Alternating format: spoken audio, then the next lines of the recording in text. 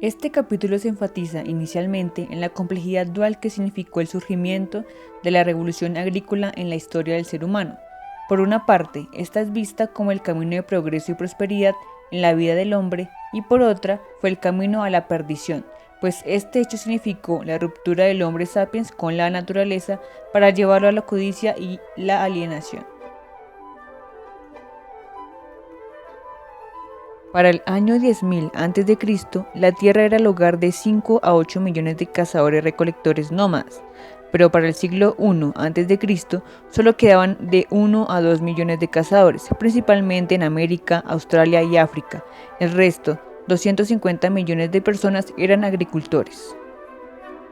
Este avance agrícola significó, en un segundo momento, una reducción del territorio para el hombre sedentario. Mientras el cazador-recolector tenía como hogar los bosques, colinas y ríos, el hombre agrícola solo tenía su huerta y su casa. En este instante, el campesino desarrolla un apego a este espacio y a las cosas materiales, produciendo una revolución tanto psicológica como arquitectónica, surgiendo el hombre mucho más egocéntrico. Este rasgo lo llevó a modificar su ambiente natural y a la naturaleza de una manera áspera. Taló árboles, excavó canales, destrozó campos, construía casas y plantaba árboles frutales en hileras metódicas. Y para alejar a los animales salvajes o a insectos intrusos, usó ramas, matamoscas, zapatos y sprays venenosos. Para el año 1400 después de Cristo, el campesino estaba arrinconado en el 2% de la superficie terrestre. Todo lo demás era inadecuado para el cultivo.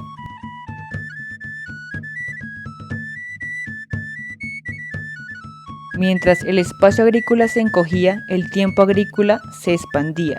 Los agricultores, a diferencia de los cazadores-recolectores, pensaban en el futuro. La economía agrícola se basaba en un ciclo estacional de producción que comprendía largos meses de cultivo seguidos de periodos de cosecha cortos e intensos. Y aunque hubiese comida suficiente para los siguientes meses, el campesino debía preocuparse por los años próximos. Además, porque la agricultura producía incertidumbre, las cosechas se hallaban a la merced de sequías, inundaciones y pestes, y los campesinos se veían obligados a producir un excedente para reservar en estas épocas. Sin embargo, este esfuerzo producido por el campesino nunca le dio una estabilidad económica. Por el contrario, las élites y gobernantes vivían a costa de su excedente, dejándolos en la subsistencia. Esta explotación hacia el campesino impulsó la política, la guerra, el arte y la filosofía, pues la historia es algo que ha hecho muy poca gente, mientras que todos los demás araban los campos. La revolución agrícola y su excedente y el avance tecnológico en transporte permitió un mayor hacinamiento, primero en aldeas, luego en pueblos y finalmente en ciudades. Pero esto no significaba un orden establecido o acuerdos que mantuvieran una sana convivencia. Las guerras no tuvieron su mayor causa en la carencia de alimentos. Hechos como la Revolución Francesa, la caída del Imperio Romano o el fin de Yugoslavia pudo tener su causa en que los humanos evolucionaron en pequeñas bandas de decenas de individuos. No se logró un instinto de cooperación en masa. Para suplir esta carencia se utilizó a la mitología para proporcionar vínculos sociales. La imaginación humana construía asombrosas redes de cooperación en masa. Sin embargo, no hay que verla de manera altruista. La mayoría de estas redes se organizaron para la opresión y la explotación del otro, como el campesino con el robo de su excedente o el esclavo constructor del teatro romano. Estos órdenes imaginarios se sustentan en la creencia de mitos compartidos.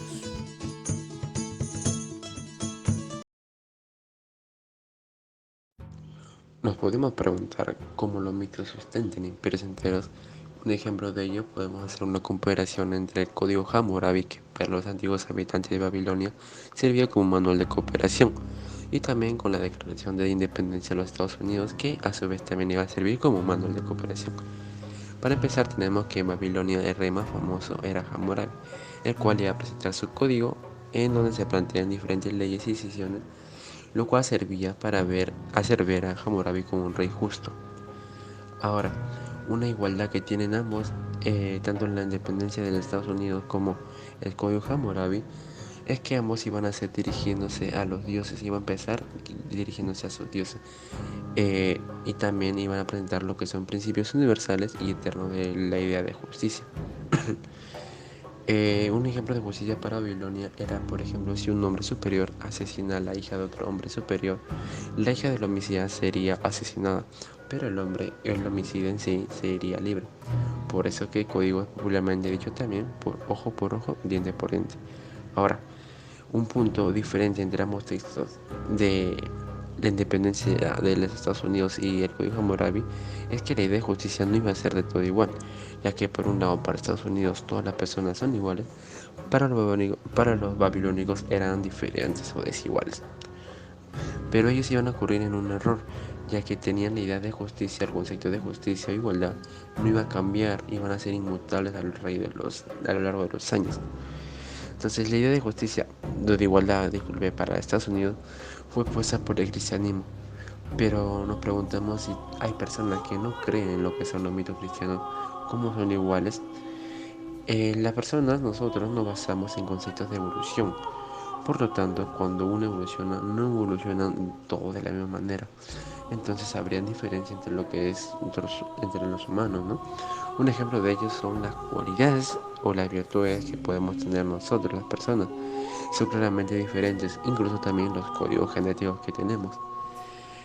Para no irnos tan lejos, también los animales incluso tienen características diferentes. Por un lado se encuentran aves que vuelan, pero no porque no vuelan porque tengan ese derecho de volar, sino que tienen órganos que les permiten, ¿no? Pero no son inherentes, ya que pueden mutar. Un ejemplo de ellos son las avestruz, ¿no? Que son aves que no vuelan. Entonces, la lectura nos plantea un concepto de orden imaginado, ya que ese orden imaginado va a servir para que la sociedad podamos cooperar entre sí. Ahora, los verdaderos creyentes. Sabemos que el Código Hammurabi es asimismo lo que es un mito, pero uno mismo no quiere creer que nuestros derechos o nuestro código civil de ahora entonces también sea una idea de mito o una idea de imaginación dentro de nosotros, ya que podría generar pánico en la población. Saber que nuestros derechos solo se encuentran en nuestra imaginación, tenemos que mantener en sí lo que es el orden natural de las cosas.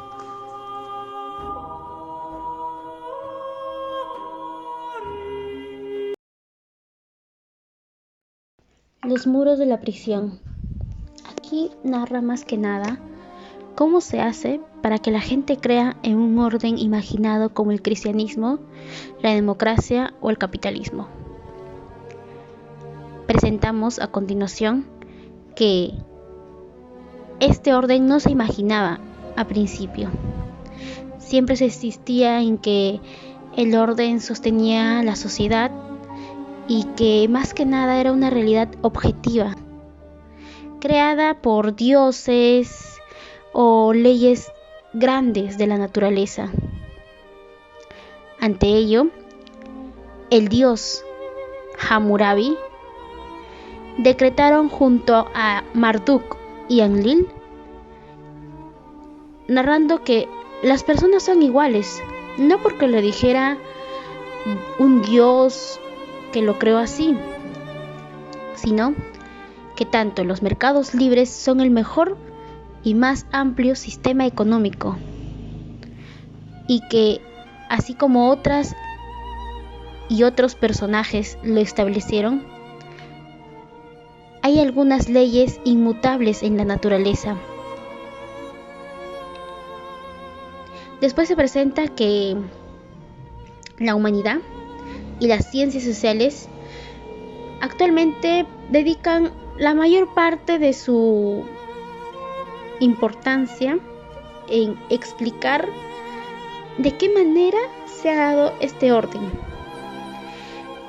Si ha sido imaginario o si está entretejido en el tapiz de una vida.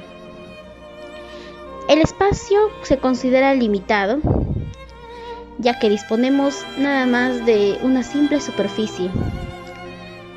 El orden está imaginado e incrustado en el mundo natural. Aunque el orden solo existe en nuestra mente, se puede entretejer o mostrar que en la realidad material que nos rodea, incluso hasta una simple piedra puede mostrarse. Ahora, ¿qué podemos decir sobre la arquitectura moderna? Aquí nos presenta en este siguiente capítulo que el mito de la imaginación forma parte en la que la piedra y el hormigón tomaron mayor relevancia. La casa moderna ideal estaba dividida con habitaciones donde existían ciertos espacios privados y donde permitiera proporcionar la máxima autonomía posible. Estos cuartos, estas arquitecturas, poseían más que nada una gran variedad de puertas y aceptaba que una habitación decorada, tal como a por ejemplo, un niño le pueda gustar, permita que pueda crecer en un espacio en el cual un individuo pueda mostrar lo que tiene dentro y no de fuera.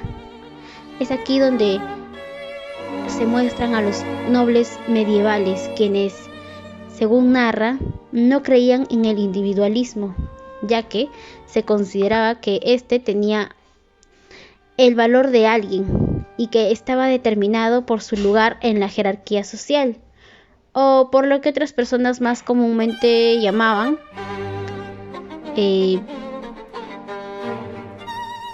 proteger un buen nombre a cualquier precio, mostrando que la piedra o castillos medievales eran raramente una continuación de habitaciones privadas, o quizás se hallaba a la vista, claro, y siempre cuando se debía tener en cuenta ciertas condiciones de la naturaleza y se debería mostrar el verdadero valor del hombre, ya que éste estaba determinado no solo por su lugar, sino también por su jerarquía social y por lo que otras personas podían decir de él. Es aquí donde entra a tallar el orden imaginado o cierta modela o modelo sobre nuestros deseos. Aquí nos muestra, por ejemplo, que nuestros deseos más importantes están conformados ya sea por mitos románticos, nacionales, humanistas, que sin duda han estado presentes durante siglos. Los amigos que se pueden mostrar dan consejos y por esta razón existe determinados mitos dominantes del día, o quizás sobre mitos consumistas que aparecieron en el siglo XX con ciertas campañas, o incluso la gente cree que sus deseos más personales están programados por un orden imaginado. Después mostramos lo que es el llamado orden imaginado o intersubjetivo. Aquí sin duda el esfuerzo sobrehumano consigue que el dominio del orden sea más que nada convencer o cooperar con uno mismo. Aquí el orden imaginado es un orden más que nada subjetivo y que existe más en la imaginación y que esta más que nada se comparte entre miles y millones de personas, y que para tener esto necesitamos más que nada comprender la diferencia entre objeto y subjetivo o intersubjetivo. Se muestra después el fenómeno del objetivo. Aquí menciona de que existe una independencia de la conciencia humana y de las creencias, y la radioactividad o la industria ha hecho que la gente sea descubierta por ellos y un tanto puesta en peligro. También menciona sobre que no hay una manera exacta de salir del orden o más llamado orden imaginado, cuando podemos darnos cuenta que en nuestra propia prisión corremos hacia la libertad o hacia la realidad que nosotros no queremos enfrentar.